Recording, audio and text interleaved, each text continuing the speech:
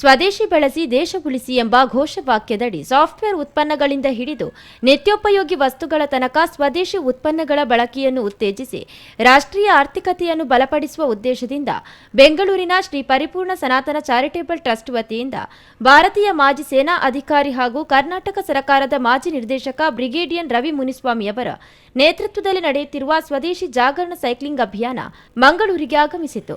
ಈ ವೇಳೆ ಮಾತನಾಡಿದ ಅವರು, ಸನಾತನ ಸಂಸ್ಕೃತಿ ದೇಶಪ್ರೇಮ ಉಳಿಯಬೇಕಾದರೆ ವಿದೇಶಿ ವಸ್ತುಗಳ ವ್ಯಾಮೋಹವನ್ನು ಕಡಿಮೆಗೊಳಿಸಿ ಸ್ವದೇಶಿ ಬಳಕೆಗೆ ಹೆಚ್ಚು ಆದ್ಯತೆ ನೀಡಿದರೆ ಮಾತ್ರ ಭಾರತ ಉಳಿವು ಸಾಧ್ಯ ಎಂದು ಹೇಳಿದರು.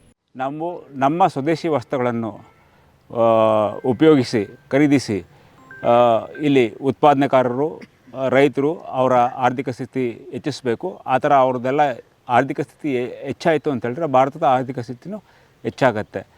ಆ ಥರ ಇದ್ದರೆ ನಮಗೆ ಹಣ ಜಾಸ್ತಿ ಆಗುತ್ತೆ. ಹಣ ಜಾಸ್ತಿ ಆಗೋದ್ರಿಂದ ಇದನ್ನು ನಾವು ಮಕ್ಕಳಿಗೆ ವಿದ್ಯಾಭ್ಯಾಸ, ಆರೋಗ್ಯ ಸೌಲಭ್ಯ ಮತ್ತು ಸಂಶೋಧನಾ ಇಲಾಖೆಗಳಲ್ಲಿ ನಾವು ಇದನ್ನು ಖರ್ಚು ಮಾಡಿ ಭಾರತನ ಮತ್ತು ಇನ್ನು ಮೇಲ್ಗಡೆ ತೊಗೊಂಡೋಗ್ಬೋದು ಅಂತೇಳಿ ಒಂದು ನಂಬಿಕೆಯಿಂದ